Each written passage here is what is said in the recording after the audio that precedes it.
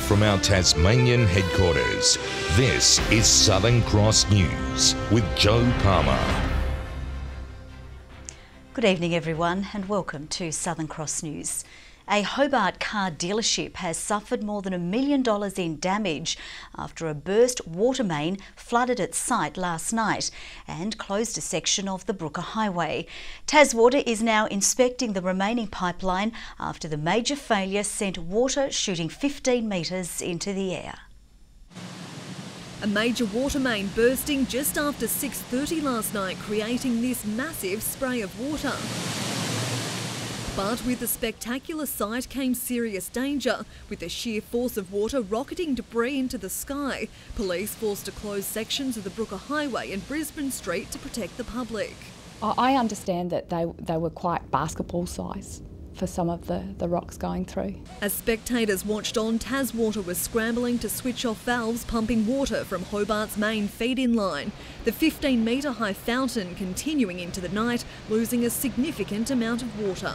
The estimate is 2 to 3 million litres, megalitres, which is 1 to 2 Olympic swimming pools, to put it in layman's terms. The extent of the damage revealed this morning, with Hobart's DJ Motors completely drenched. Its 25 showroom vehicles are expecting to survive the deluge, but its statewide parts department is likely ruined. We've got the Tasmanian state parts distribution for Mitsubishi, so there's about $1.5 million worth of parts down there that were basically submerged. The dealership will consider moving temporarily as its insurance evaluates the site. It was a bit surreal, I've got to say. We had a geyser bigger than Lake Burley Griffin, but you know, it's one of those things. You can't. There's no point getting all upset and running around in circles. It is what it is. Taswater is now inspecting the risk to the remaining piping to determine what caused such a significant infrastructure failure. It's not at the at-risk age for pipes in Hobart, so 1964 makes it a fairly young pipe compared to a lot of the infrastructure, so not something that was considered a significant risk. A risk now front and centre. And for the latest on this story, we cross live to our reporter Jacqueline Robson at the scene. Good evening, Jack. How's the clean-up going? Well, Joe, Taswater has fixed that broken water main, but the investigation of the remaining pipeline will take a week or so. Now, for DJ Motors, they have a huge job ahead of them, sorting through those water-affected parts and the computer system. Now, the integrity of the road has been deemed safe, so all roads have reopened. But tonight we're learning it could have been a lot worse. Tas Networks were on site earlier today with 2 high voltage power cables very close to the broken main. The cables haven't been damaged, but we've been told had they been hit by that strong force of water, it could have caused major and potentially prolonged outages from Risdon right through to East Hobart. So Joe, there's at least one positive out of this story tonight. Yeah, thank goodness for that. Well, thank you very much for that, Jack. Jacqueline Robson reporting live from the scene there. Tasmania's newest parliament has officially been unveiled, with declaration of the polls ceremonies for elected lower house representatives commencing today. Members in Bass, Braddon and Lyons officially congratulated as the House of Assembly prepares to sit again in May. The 49th Tasmanian Parliament making history in more ways than one. Mum and I are the first elected mother-daughter representatives in Tasmania in the history of politics in Tasmania. Same seat. And for the same seat as well. Labor newcomer Jen Butler following in her mother Heather's footsteps, representing Lyons in the lower house, a seat Heather filled between 2005 and 2010. We both love people, you know, that's the thing. Some of the main things I'd like to tackle would be disadvantaged communities in Lyons. We have some of the highest disadvantage indicators in Tasmania in Lyons, and equality. Today's declaration of the polls a way to officially introduce the returning and new members for Bass, Lyons and Braddon and celebrate new beginnings. This will be the first state in Australia to have more than 50% of its lower house comprising of women. This is a fantastic message to young women around Tasmania and around the country that women do take on leadership roles. In Bass, the final makeup of the 5 seats is 3 Liberal and 2 Labor, with Jennifer Houston ousting the Greens' Andrea Dawkins.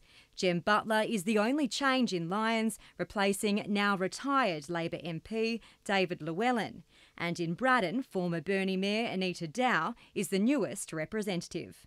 I'm really ready for this new challenge. I think my experience in local government has set me in good stead for the next chapter. All successful Braddon MPs thanking former member Joan Ryler for her past term, with the Liberals' Roger Yench relieved to claim the electorate's final seat. Our challenge now is to make sure that that the people that Joan spoke most strongly for are represented well by the rest of us who are left. Members in Franklin and Denison will officially be declared on Monday. The Premier is expected to announce his ministerial team next week. Labor too is still deciding which members will take on what portfolios. The opposition's current Deputy Leader, Michelle O'Byrne, denies suggestions her brother David, who's made a comeback in Franklin, will try and take her role or the Labor leadership. No, I think the only people who are saying that are in fact the Liberal Party and therefore the media. Monica Dadson at Southern Cross News. The late Tony Bennyworth has been remembered as an advocate for sport and the state, as he was laid to rest surrounded by friends and family. The former cricketer and MP lost his life when his boat capsized at Anson's Bay last week, along with his friend Anthony Long. The cross-section of politicians, sporting clubs and great mates was a testament to Tony Bennyworth's reach in the community. There was standing room only as 800 people paid their respects. Inside, Tony's niece Lisa Bennyworth described the 67-year-old in one word: generous, before adding, Tony always had things to say, was a true leader and took a genuine interest in people's lives. A great and proud Tasmanian. Bennyworth was an accomplished cricketer, part of the state's inaugural Sheffield Shield side. He held the seat of Bass in state parliament in the 90s and was a lifelong contributor to local community groups, two of which, the Riverside Cricket Club and Trevelyan Bowls Club, formed a Guard of Honour today. Bennyworth carried out with symbols of his great loves: a motorcycle helmet, a bowls uniform and roses from his wife Linda. Whilst he'd have a great time, he'd enjoy the social side and what have you, he was a brilliant cricketer, but a brilliant person as well too, in the sense that he involved all walks of life. Family just cannot believe that a man had touched so many lives. He was a great organiser and he was just a best friend, and if you met Tony for a few moments, you were his friend. He's going to be missed. Tom Johnson, Southern Cross News. A technical glitch has caused time troubles for Tasmanian Telstra customers. The issue originated at a local base station, causing the clocks to be turned back on selected Android phones. Some customers didn't spot the error, complaining it caused them to be late for work. Telstra has apologised for the inconvenience and advised anyone still experiencing the problem to restart their device. An icon of Launceston's skyline has returned. The classic neon Bogues Brewery sign is back in its rightful place after months of work replacing the dilapidated original. Raising a glass to a long-awaited homecoming. The famous neon sign resuming its pride of place atop James Bogues. It looks no different from the original, but what's being installed here is completely new, starting with the frame.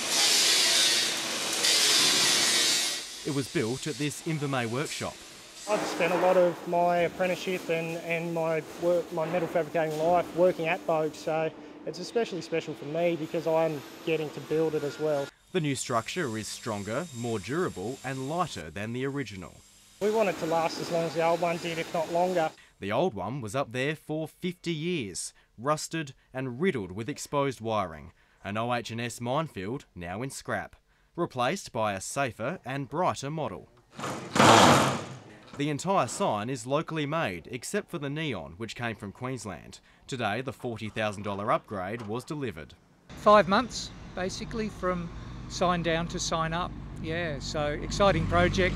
Great to be involved in, an iconic sign, really. The sign will light up from Monday. The brick building the sign sits on also has a rich past. Built in 1886 as a lolly factory, it was used as Bogues' front office up until the 90s. It now houses the brewery's laboratory. You can take pride in the small things. You can take pride in the big things. You can. You can. Let's not forget you can. And now this symbol of local pride is back for good. Tom Johnson, Southern Cross News. A school canteen manager has gone under the razor for the world's greatest shave. His vibrant locks were lopped off by the principal of Lindisfarne North Primary School as students cheered on, donning a costume to match his blue hair, the colour of the Leukaemia Foundation.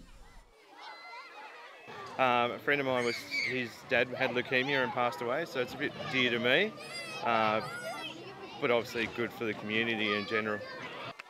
He raised $850 for charity and is keen to do it all again next year. Tasmanian schools have joined forces with a National Day of Action against bullying and violence. Students across the state learning some of the important lessons in life, like the positive impacts of friendship and kindness. Playtime at our Bureau Street Primary took on a different meaning today.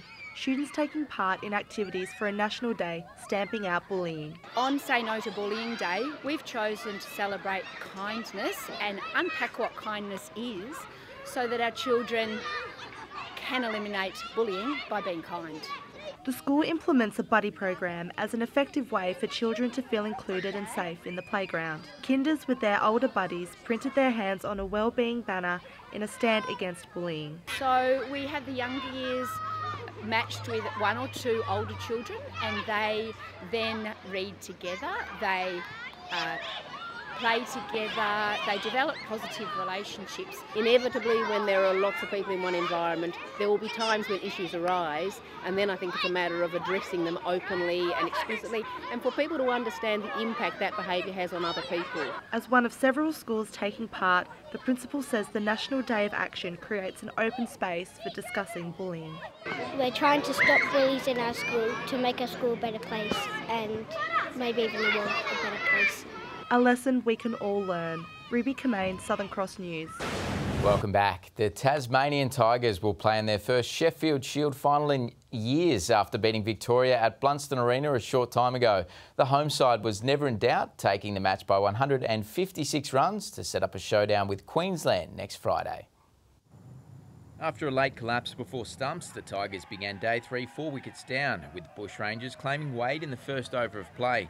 In need of a lift, Doran picked up the pace before Malenko became the visitors' next victim of the morning on 3. Rogers notching up some quick runs to help the home side along, proving himself more than capable with the bat.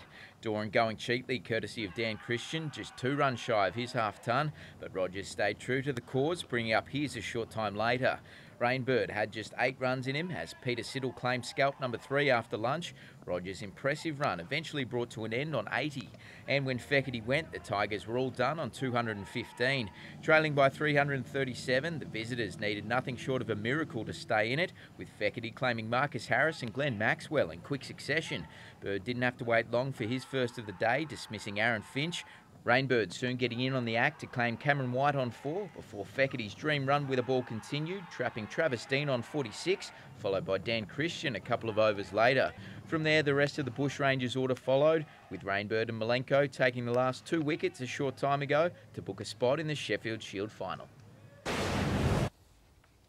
TSL, and with the Northern Bombers and the Blues picked as the sides to beat this season, the battle will be on in the south to establish early season dominance. We caught up with the 5 southern clubs to see how they're shaping up ahead of the opening bounce. With 7 North Hobart players jumping ship to Kingborough in the off-season, some predict the D's may languish down the bottom of the table in 2018, but the club's new coach isn't paying much attention to the external noise. A great deal of positivity in the last month. Now practice matches have started, numbers have increased again, and we can't wait to get out there on Good Friday. Taking on the Tigers in round 1, the D's captain poured cold water on the suggestion of a heated clash. No matter who it's against, whether it's against Grenorchy or the Tigers, we'll be playing the same way. So there's been no added mention about it. While Kingborough remain adamant the new recruits will be good to go for the match, despite the fact a transfer deal still hasn't been finalised. The blokes that we have here at the moment can really step up, and they have shown that through the pre-season so far. Having yet again fallen short of finals last season, the Tigers are desperate for things to click. We're always excited and hopeful that we're going to improve, because that's what we want to do, and we need to, because we need to start winning more games. Following last year's lacklustre finals campaign, the 2016 Premiers will return hungry under new coach Paul Kennedy. I asked the other day, you know, how are you going setting expectations? I don't have to do that. The players do that for themselves, and they feel they're one of the best teams in the comp, if not the best, and they're pretty keen to prove it. Lauderdale were dished up a harsh reality check in last year's grand final. We've reviewed it and we've moved past it and we've learnt from it, which is sort of the things you can only do with a performance like that. Without suspended coach Darren Winter for the first 6 games, assistant Clint Brown steps up. I think with the new personnel we've got into the team and a lot of the young guys that have now pushed up into the senior squad, we're sort of focusing on a whole new group. And after dropping off in the business end of 2017, the Roos have opted to take a different tact altogether. Our pre-season in terms of physicality and running and stuff hasn't been I suppose as intense as last year. I just thought we were probably too good too early last year. I felt like we were probably ready to go about 6 weeks before round 1, to tell you the honest truth. The season begins on Good Friday. And 2 of Tasmania's stars have been rewarded for their stellar form with the stick, with Hobart's Jeremy Edwards and Eddie Ockenden selected in the 18-man Kookaburra squad for next month's games. Edward is one of 11 debutants, while Ockenden will make his 3rd Com Games appearance after helping the side win gold in Delhi and Glasgow. The Kookaburras will start likely favourites, having claimed 9 of the past 10 gold medals since hockey was introduced into the Games in 1998. Good evening everyone. Hobart and Devonport 20 today, Launceston 21 degrees and Burnie reached 19. 23 was the high on Flinders Island on a cloudy day with a few showers over the north and northeast. Mount Barrow and St Helens the top falls with 5 millimetres. Smithton, Friendly Beaches, Grove and Strawn all 20. King Island, Low Head and Ooze 19 degrees. St Helens 16 today, and Lyawini started in negative territory and scrambled to a high of 12. Now the northeasterly airstream pushed the cloud over the east and north today, bringing what really was just a few drizzle patches and below average temperatures. But on the big picture, most of the mainland is cloud free. Low cloud skims the coastal southern fringes. A band of middle level cloud is moving over South Australia ahead of a low pressure system, and cloud with tropical cyclone Marcus is off the top end. And you can see that low heading our way with a cold front attached over the Bight. A pair of troughs lie over the North Island, and tropical cyclone Marcus isn't going anywhere at the moment. Northerly winds over the east at 20 to 30 knots, decreasing during the morning but picking up again later. North to northwesterly winds for most other waters at 10 to 20 knots, a little stronger over the west. So strong winds, have a strong wind warning from Stanley to Flinders Island, and also from St Helens Point to South East Cape, small craft wind alert for the lakes. So blowy conditions with an early shower for Hobart, a top of 28. Possible early shower for Medina, 26 the high and 24 for Oatlands. Early and late showers in the north. Launceston 27, 24 the top for Devonport. Lyawini a bit better than today, a high of 20 degrees tomorrow. Burnie, an early and late shower, 23 the max, 26 for Strawn. Same sort of forecast for Marrawar and 24 degrees. For St Helens tomorrow, early showers, 26, 28 the high for Swansea. Orford, an early shower and 27. UV subdued but still regarded as high. Now Sunday is when most of the rain will be with us as the winds turn westerly across the state. Showers extending statewide from the west on Monday and still quite windy, and partly cloudy on Tuesday with a morning shower for the west and south. Partly cloudy for Perth tomorrow, 33 in Adelaide with a possible shower. Windy for Melbourne, a top of 25 degrees. Sunny for Canberra, Sydney and Brisbane, temperatures in the 30s. Stormy and windy for Darwin.